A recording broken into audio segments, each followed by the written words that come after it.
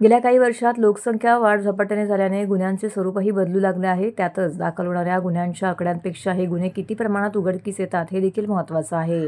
गुन्हे उघडकीस आणण्यासाठी पोलिसांकडून प्रयत्न सुरू आहेत, अशी माहिती ठाण्याचे पोलीस आयुक्त आशुतोष डोंबरे यांनी आयोजित केलेल्या पत्रकार परिषदेमध्ये दिली.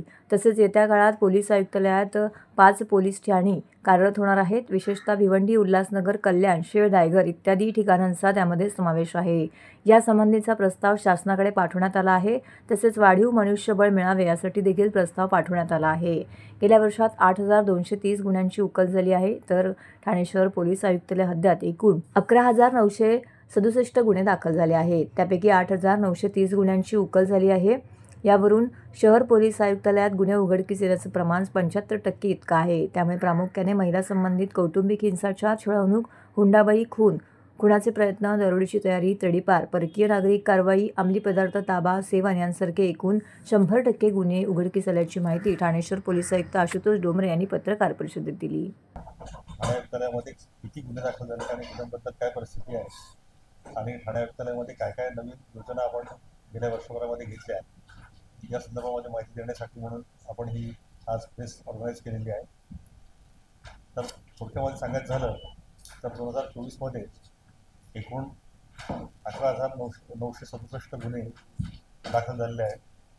त्यापैकी 8,930 म्हणजे 75% गुन्हे हे उघडकीला आलेले आहेत.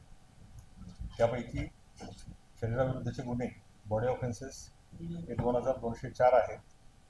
त्यापैकी 2,151 म्हणजे 97% गुन्हे उघडकीला आलेले आहेत. मालमत्तेविषयी 3,792 गुन्हे दाखल आहेत आणि त्यापैकी 43% गुन्हे उघडकीला आलेले आहेत. फसवणुकीच्या गुन्ह्यांची संख्या देखील चांगली आहे. 992 एकूण गुन्हे आहेत. त्यापैकी 653 उघडकीला आलेले आहेत. 65% इतकं उघडकीला येण्याचं प्रमाण आहे. सायबर संदर्भामध्ये 719 गुन्हे आहेत.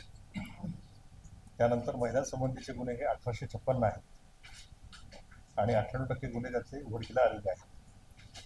अंमली पदार्थ विरोधी कारवाया हा एक आपला मोठं टार्गेट होता. आपण जर तुलना केली तर त्यानंतर 2023च्या मानानं 2024मध्ये त्यांचं प्रमाण गुन्ह्यांची कारवायांची संख्या वाढलेली आहे.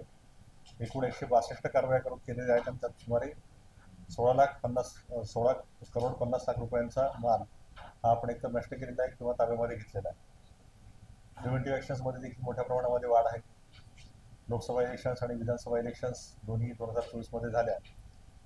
त्या संदर्भाने ज्या काही प्रिव्हेंटिव्ह ॲक्शन्स आपल्याला घ्यायला लागतात, तर त्यामुळे मोठ्या प्रमाणामध्ये सुमारे 14,000 लोकांवर आपण प्रतिबंधक कारवाई केली आणि त्याच्यामध्ये 361 लोकांना तडीपार करणं, 24 MPDच्या केसेस आपल्याकडे आहेत आणि मोका प्रमाणात आपण 16 कारवाई एकूण केलेल्या आहेत.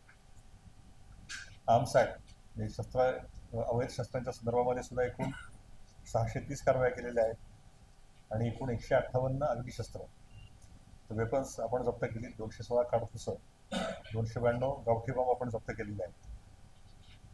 शिवाय या वर्षभरामध्ये आपण बांगलादेशी अवैधरित्या भारतामध्ये राहणाऱ्या, आपल्या हद्दीमध्ये राहणाऱ्या बांगलादेशी नागरिकांवर देखील आपण कारवाई केली होती. त्यामध्ये एकूण आपण 28 गुन्हे दाखल केलेले आहेत आणि त्यामध्ये 59 बांगलादेशी अवैधरित्या राहणाऱ्या 59 बांगलादेशी नागरिकांना आपण अटक केलेला आहे.